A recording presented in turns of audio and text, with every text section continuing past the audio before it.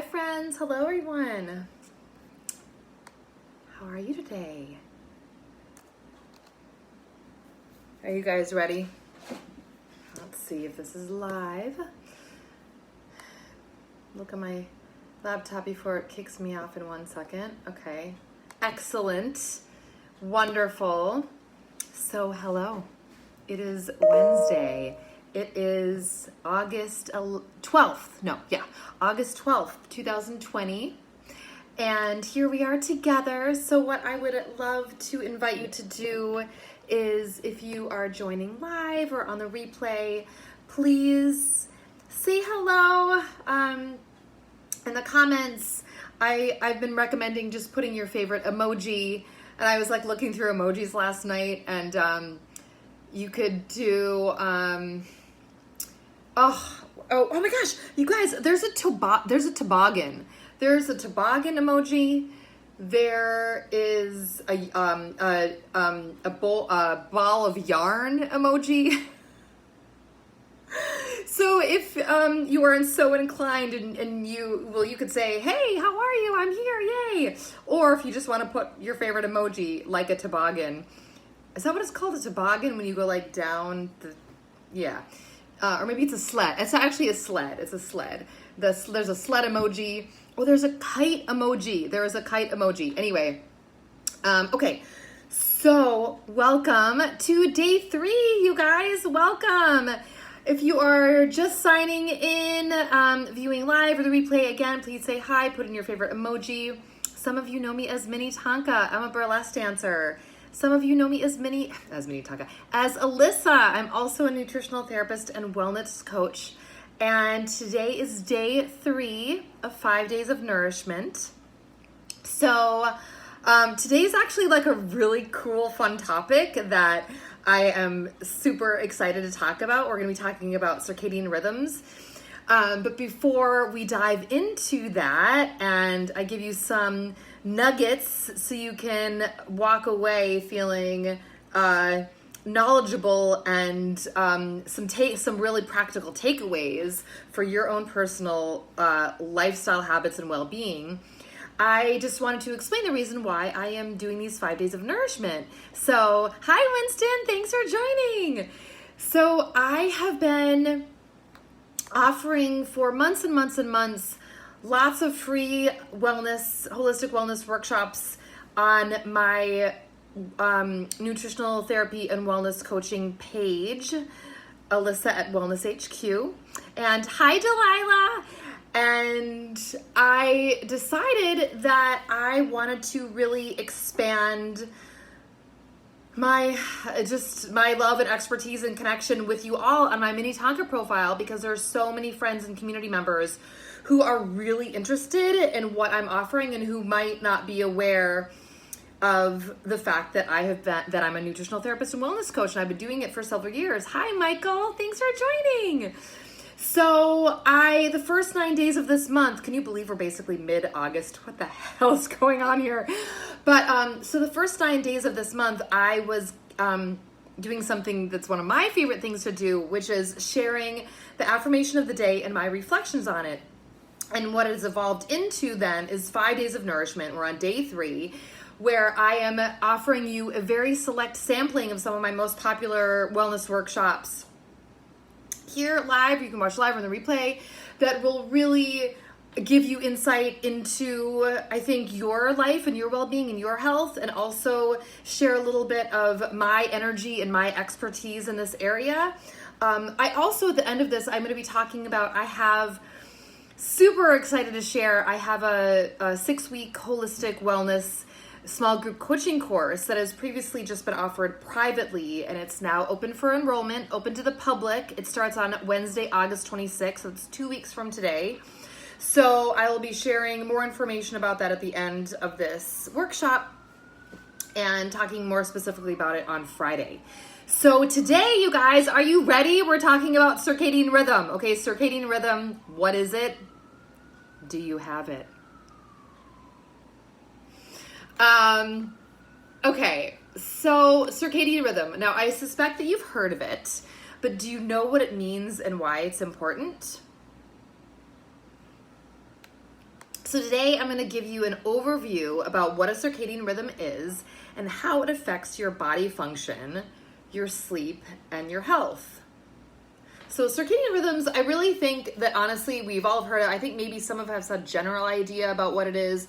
We're gonna go just a little bit deeper so you can have some takeaways. But so we're just gonna start with the definition of circadian. So circadian comes from the Latin. It means about a day. So circadian means being, having, or characterized by, or occurring in approximately the 24-hour periods or cycle. So it's like a biological activity or function. Okay, so this is the big question of the day. Does everyone have a circadian rhythm? Does everyone have a circadian rhythm? Yes! So I think what's really cool is that circadian rhythms are found in most living things, including animals, plants, and even microorganisms. I think that is so cool. Like plants have circadian rhythms, microorganisms have circadian rhythms. So circadian rhythms are physical, mental, and behavioral changes that follow a daily cycle. It's this 24-hour cycle. Cheers. I squeezed a whole lime in this water, so it's lime water. It tastes very refreshing. It's a wonderful way to stay hydrated. Adding a little pizzazz to your water. So, welcome, whoever's just joining us now or watching the replay. We are on day 3 of 5 days of nourishment, and today we're talking about circadian rhythm. What is it? Do you have it?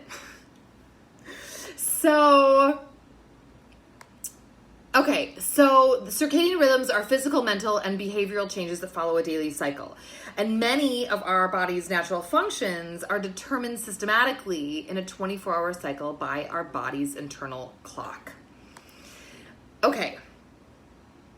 So, do circadian rhythms affect body function and health? What do you think? What do you think? Do circadian rhythms affect body function and health? Well, of course, the answer is yes, but this is actually really interesting, you guys. So check this out. So circadian rhythms not only influence your sleep-wake cycle, but they also influence, are you ready for this? Circadian rhythms, in addition to influencing your sleep-wake cycle, they influence your hormone release, your digestion, your body temperature, your blood pressure, and more. Okay, for all of you nightlifers, night owls, weird sleep pattern people, I don't want to use the word weird. Weird is great, but so listen, or disrupted sleep people, listen to this. Disrupted or irregular circadian rhythms have been linked to various chronic conditions such as sleep disorders, obesity, diabetes, depression, bipolar disorder, and seasonal affective disorder. I think that's really, really interesting, and that's why I'm grateful that you guys are here watching live or on the replay so you can learn a little bit more about your body's function in the circadian rhythm and actually how critical it is. So disrupted or irregular rhythms have been linked to various chronic health conditions such as sleep disorders, obesity, diabetes, depression, bipolar disorder, seasonal affective disorder. Super interesting, right? Okay, so I think if we on the surface level are familiar with circadian rhythms, we think about it in terms of sleep, right? So how are circadian rhythms related to sleep? So the circadian rhythm helps determine our sleep patterns. Yes, it does. Okay. Our circadian rhythms are regulated by nerve cells in the hypothalamus known as, are you ready for this? I'm really proud of myself because I worked on this really hard. Suprachiasmatic nucleus, which is the SCN. So our circadian rhythms are regulated by nerve cells in the hypothalamus known as the suprachiasmatic nucleus, which is also known as SCN. And just side note, the hypothalamus, I think, we've all heard of it. Maybe if some are more familiar than others, but the hypothalamus is part of the brain that connects to your endocrine system and your nervous system. And the hypothalamus controls your body temperature, your hunger, your thirst, and your circadian cycles.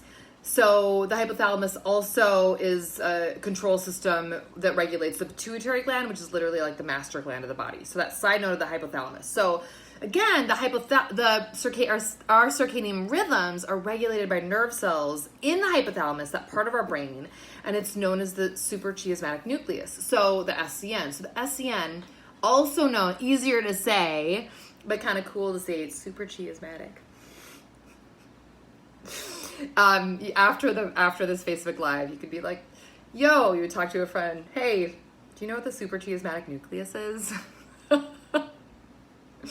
That will be like your pickup line, or your like impressive line that you say to your, grandma on the phone, or your best friend, or your dog. So anyway, so the suprachiasmatic nucleus, the SCN, is literally the body's master clock. Okay, so it controls the production of melatonin, which I think a lot of you've heard of, which is a hormone that regulates the sleep-wake cycle. So melatonin is a hormone that makes you sleepy.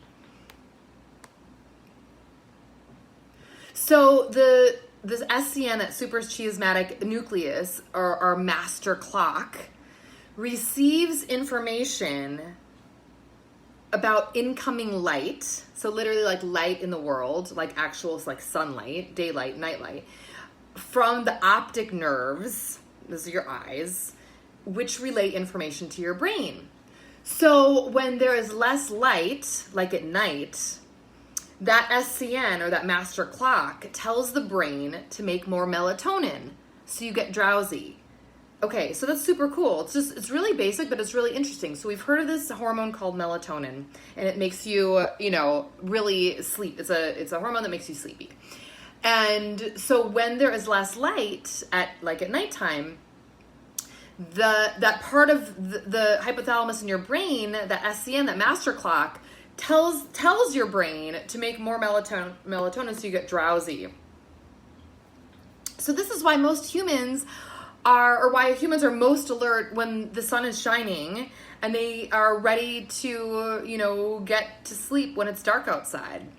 So an interesting thing to note is that research are studying how like shift workers, or workers are how shift work actually, as well as exposure to light from like mobile devices during the night, can really alter our circadian rhythms and our sleep-wake cycles.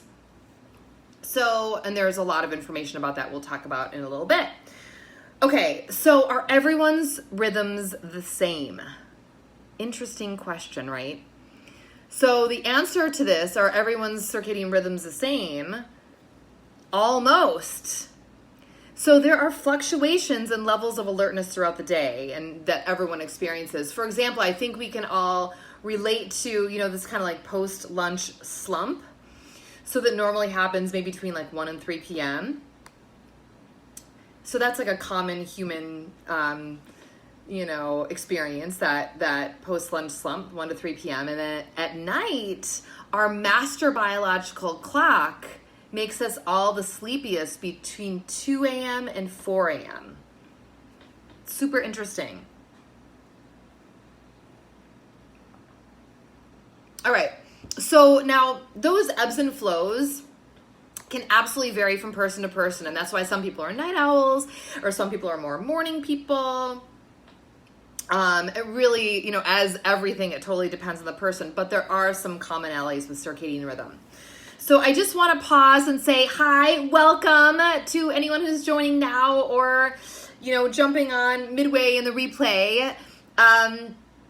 We are on day 3 of 5 days of nourishment. We're talking about circadian rhythm. What is it? Do you have it? And I would love to know who's joining live or on the replay. You can just say hello in the comments, or put your favorite emoji, which I think mine, and I need to start using it, is the kite emoji. There's a kite emoji that I just found last night that I have yet to use. So anyway, okay, so what throws your circadian rhythm out of whack? Okay, traveling is a prime example. Now, I know a lot of us are not traveling as much right now, because we are in a global pandemic. But we've all, most of us have experienced that when there's like a change in time zones. Bedtimes and light cues confuse your internal clock. So when you travel and you arrive at your destination, you feel jet lagged. But here's the deal. You don't have to travel to have your system thrown out of whack. I think we can all, have experienced that as well. So if you keep an irregular schedule, an irregular sleep schedule. Hi! Oh, Di Lovely, yay! Great, from San Diego, you just rolled out of bed. Let's see what time is in San Diego. 1 p.m. Good for you. Yeah. Well, good morning. Good morning, my friend. Yay. So, you're also a flight attendant. So we're talking about circadian rhythms, which I know that you are very in touch with. And I was just talking about travel and how we're not traveling as much, but your rhythm, everyone's circadian rhythm, like if you keep an irregular sleep schedule, you can still feel those same effects of being kind of like jet lag or out of whack. So other culprits of really, what word do I want to use? I don't want to say harm, but not fully supporting our circadian rhythm are electronic devices. Computers, phones, tablets. Being around artificial light sources before bedtime really can hinder proper restorative sleep.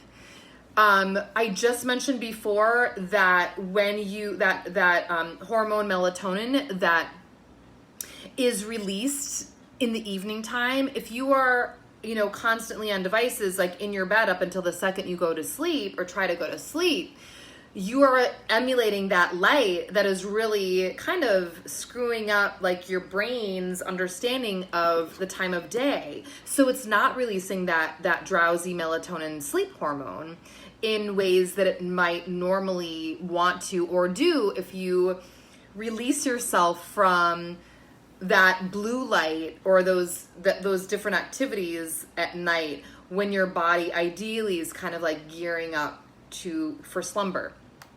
Okay, so here's the situation.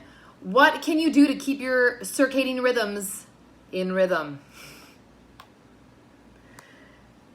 All right. So for a lot of us who are nightlife people, I know there's a lot out there watching on my Minnetonka profile. A lot of you know me as Minnetonka Burlesque Dancer. I'm also Alyssa, a nutritional therapist and wellness coach. So, whether you're a nightlife person or not, a lot of people just have irregular sleep patterns and sleep schedules. So given to whatever, your lifestyle is. However, ways that you can keep your circadian rhythm in rhythm is to stick to a consistent sleep schedule. So yes, for many of us that's easier said than done, but sticking to a regular bedtime, and this is super interesting, a regular wake time will help keep your circadian rhythm in check. So, okay, I know that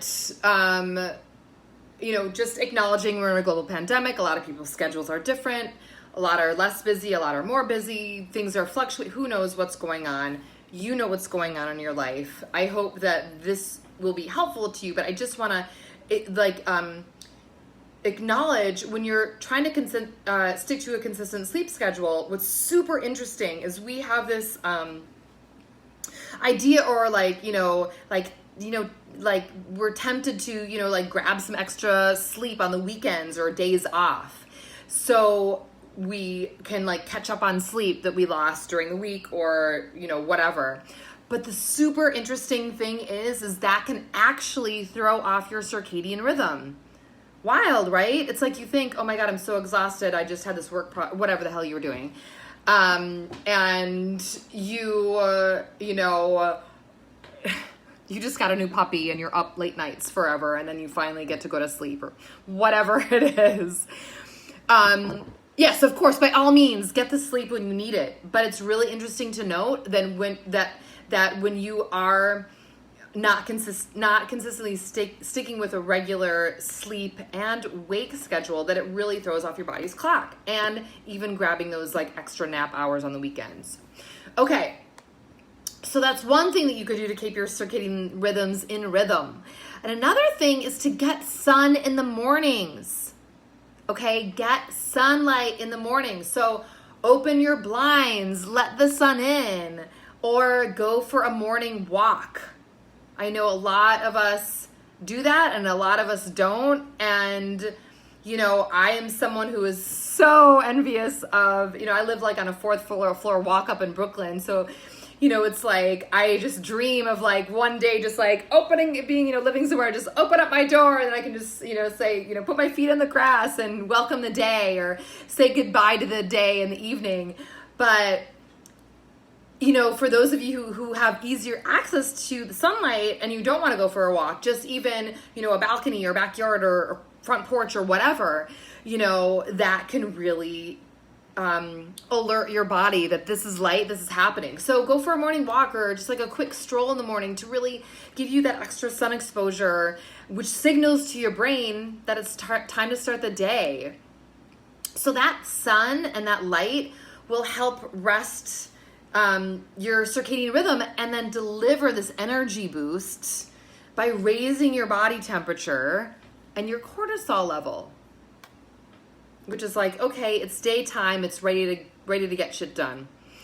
And then the other thing that you can do to help your circadian rhythm, you know, be in rhythm, is to limit, as I just mentioned earlier, to limit your use of technology like your phone, your computer, your iPad, whatever, in the evening. Hi, Gigi, yay! Welcome to day 3. So when you, just to reiterate, bright lights off of devices in the evening can really throw off your internal body clock, and it confuses your brain into thinking that it's still daytime. Excuse me. 1 second. Cheers. I've got my lime water. I squeezed a whole lime, and this is so delicious. All right. So again, limiting the use of technology. So your phone, you know, your computer, whatever, you know what your device is that you use at night, all of them. So bright lights in the evening hours can really throw off your body clock, and it confuses your brain to thinking it's still daytime. So this artificial blue light, again, that's the type that's on laptops, tablets, cell phones, that they emit this blue light, is literally the worst culprit, okay? So really try and power down those tech devices. Now, I'm going to say something and you guys might freak out. What if you're having sleep problems or any health problems for that matter, because you need to fucking sleep in order to restore and heal? You need good, consistent sleep. What if you turned off all of your devices like a few hours before you went to sleep? Shocker suggestion. For some of you, that might be like, what the hell are you talking about? I'm on my phone till like 2 seconds. I turn it off and then I try to go to sleep. But I'm just suggesting that if this is something you think might help and you are addicted to these devices and you are looking for some new habit changes to experiment with for your health, truly turning off your devices, even if like a couple hours seems too much, half an hour before, experiment. You know, say for 5 days, I'm going to try turning off all my devices like 30 minutes before I go to bed. See how that feels. Read a book, knit, you know, write some poetry. I don't know why. So I'd like to think of funny things you can do. What else could you do? You could paint your toenails. Yeah, paint your toenails. You could cut your own bangs. You know, there's just so many things you could do besides being on your phone before bed. Okay, so I love you guys. Thank you so much for being here. Okay, so when we're understanding your body's internal clock, your circadian rhythm, it's the first step to better sleep. Okay, and who doesn't want better sleep? I think we all want better sleep. Even if we're sleeping well, we are like, hallelujah, I am sleeping well and I want to keep it this way. So basically, I just want to make this one statement again about sleep and how important it is. So sleep is this like invaluable time where your body needs to heal and repair and detox and rejuvenate. Here's the other thing. Mental clarity, a healthy weight, energy, vitality, good mood, all stems from good, consistent sleep. So, and to back it up, this is why we're talking about circadian rhythms, so you can learn a little bit more about your body's biological clock and how there's different ways that it can be disrupted, and then how you can really help to bring it back into balance, and then how that can really have this trickle effect on your overall health and well-being. Okay, so, look, it's under half an hour. Awesome. So, you guys, this is day 3. I have a few more. I have some recommendations for you. I'm going to give you some directives for some next steps. So stick on if you have a few more minutes, or stick with me for a few more minutes. Say hi if you just joined.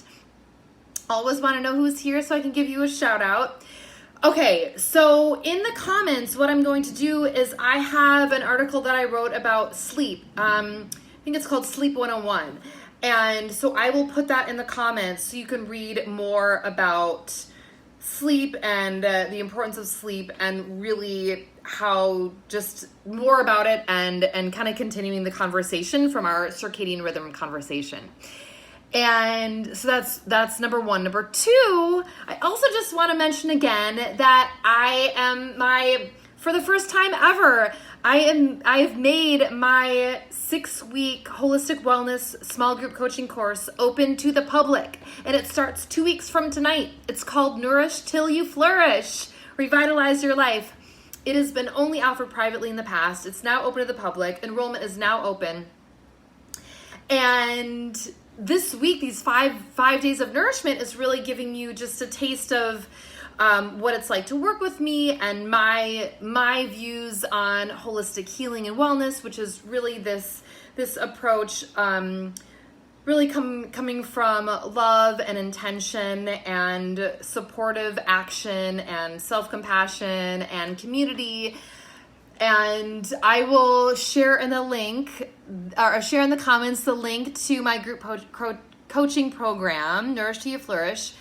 Actually, the early bird rate is open through this Friday. So that is something to consider. And if you're interested and want to learn more, I'm happy to jump on the phone with you or email chat with you, whatever, if you can learn more about it. It's a small group. So so if something you're curious about, and especially if you're interested in that early bird rate, just check that out sooner rather than later. That ends on Friday.